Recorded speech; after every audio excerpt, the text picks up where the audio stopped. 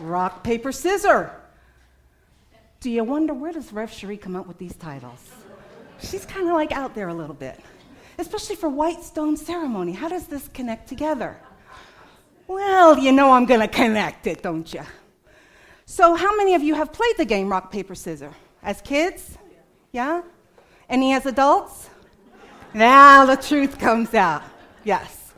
Well, when I was a kid, rock, paper, scissors was one of my favorite things to try to, that was my way for strategy, you know? Such as in games. You know, when I was a kid, jumping rope, I used to have friends that could jump ropes for minutes at a time. You know, to the point where it's like you're holding your arm as you turn the rope because they're still jumping. So my strategy was, if I could win in rock, paper, scissors, I would get to go first. I'd be out in a minute, maybe less, and then that would be okay. So that was my strategy for that. And my brother and I, we had this game that we loved. It was called Toss Across. I don't know if any of you have heard of that game. It's a favorite for like decades, I'll be honest. We played it up to adulthood. And what it is, it's a tic-tac-toe game, but three-dimensional. And so it's a plastic table that had legs, and you would have bean bags that you would throw to turn it over either to an X or an O. My brother and I were convinced that whoever got the first toss was going to win. How did we solve it? Rock, paper, scissors. That's right. And then as I got a little older, in high school, you know, we'd have those group assignments, and I never wanted to talk. Believe it or not, I was a nerdy, shy kid growing up. And so I would always be volunteered to do the presentation for the group. No! I didn't want to do that. So how did I try to finagle my way out of that? Rock, paper, scissors. That's right, Johnny. Rock, paper, scissors. And I realized as I got a little bit older that there are some nuances to this simple game. And so I've got a clip here. It's 30 seconds that I want you to look at that talks about a little nuance to rock, paper, scissors. Hey, Matt, can I watch Downton Abbey? Come on, Walking Dead is about to start. Oh, come on. Look, I'll tell you how it ends. One of the main characters dies. I could say the same thing about Downton. Touché. Okay, no, look. I'll rock, paper, scissors you for it. All right, that's 3 out of 5. Deal. Rock, paper, scissors. What is This is that? how I played where I grew up. What? Ow! Oh! Where did you grow up? In prison.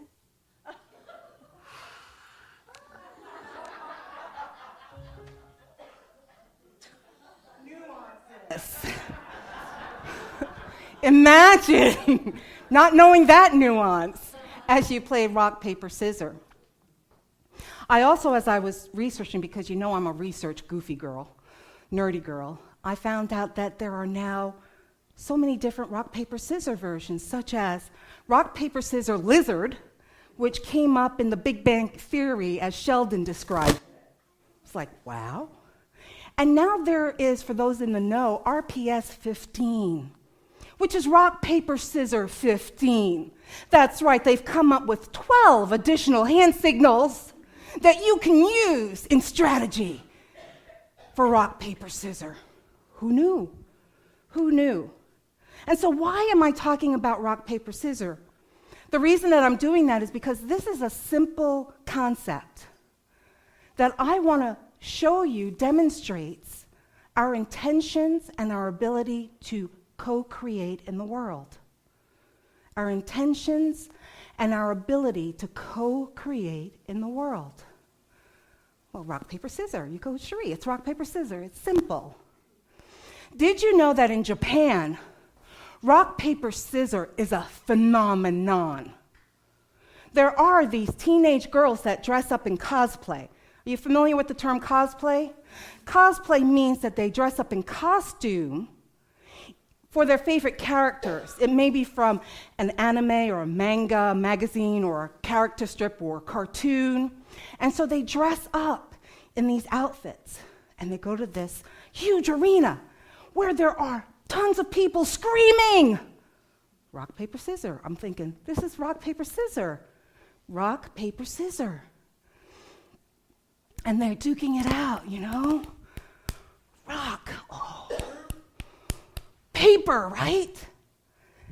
To the point where the winner is like screaming because she's going to be a celebrity in that culture over rock, paper, scissors.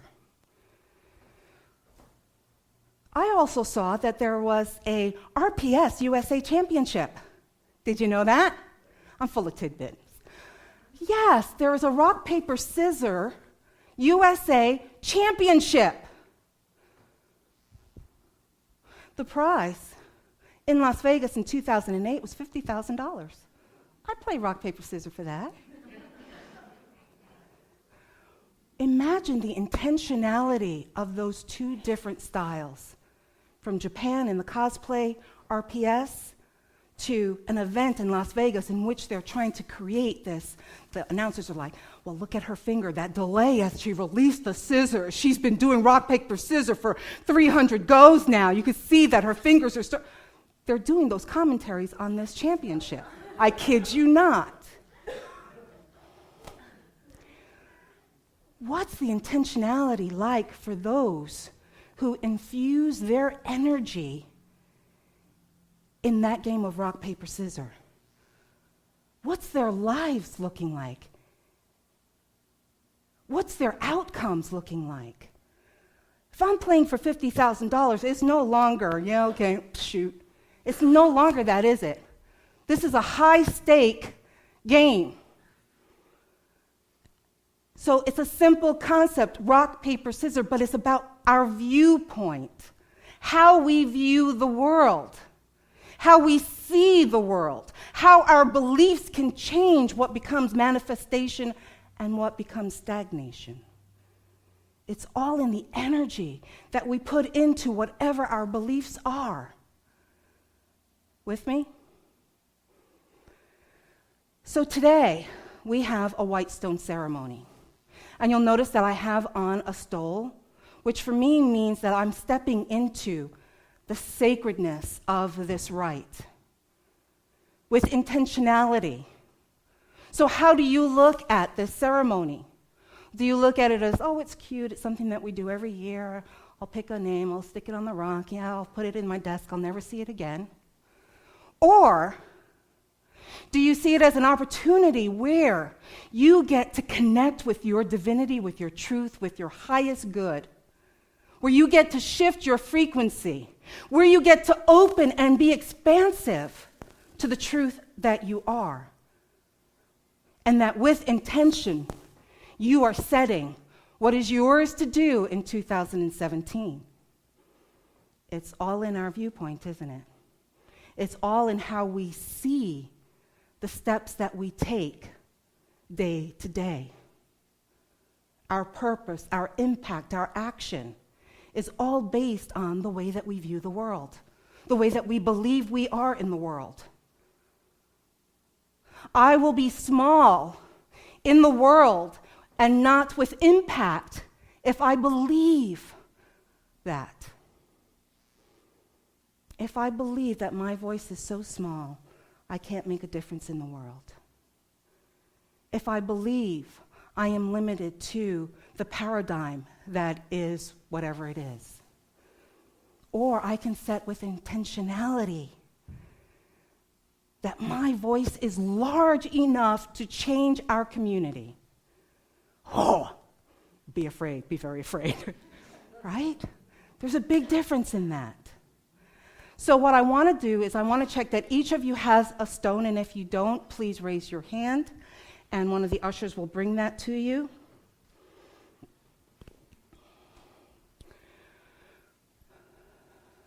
And make sure that you have a writing implement. Pencils usually work better than pens, but sometimes it can go either way. There's one up here, Christy.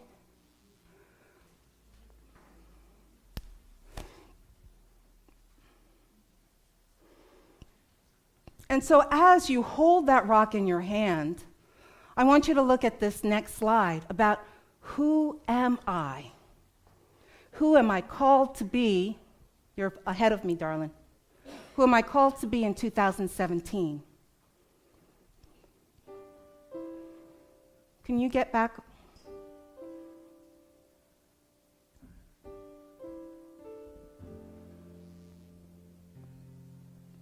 Who am I called to be in 2017? The Christ. Kindness. Love.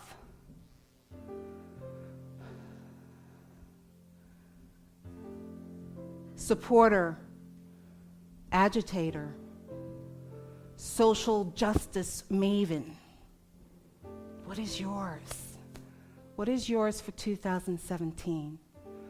So take a breath with me, please, as you hold that stone in your hand.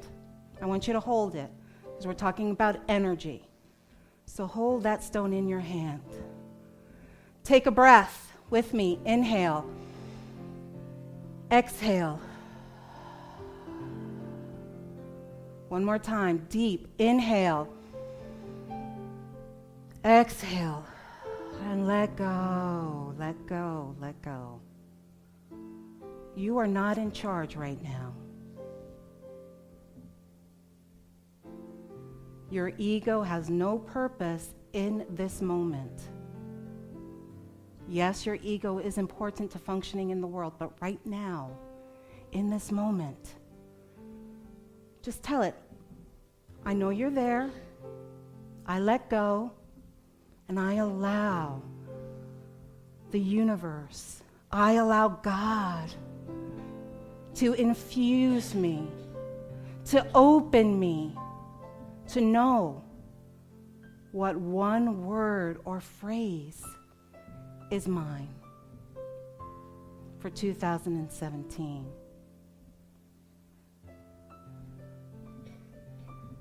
It will come to you. You do not have to work for this. Allow.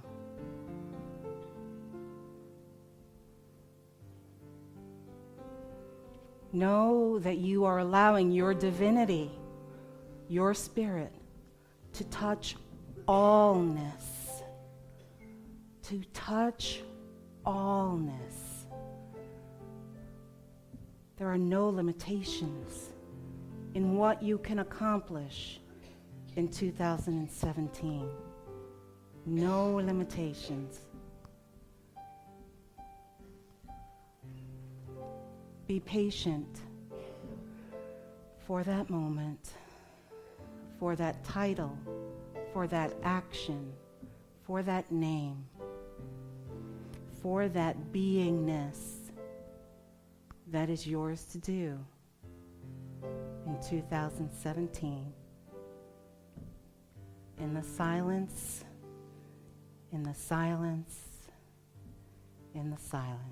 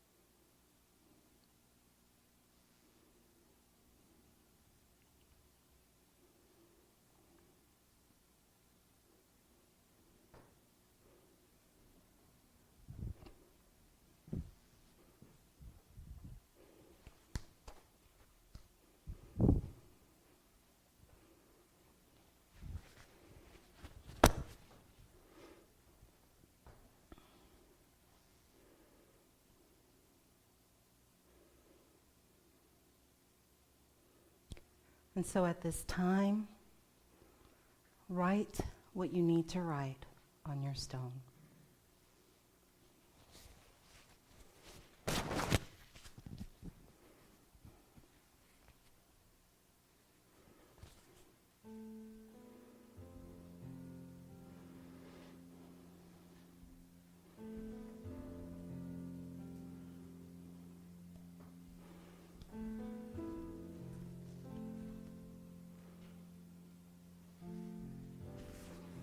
Does anyone need any extra time?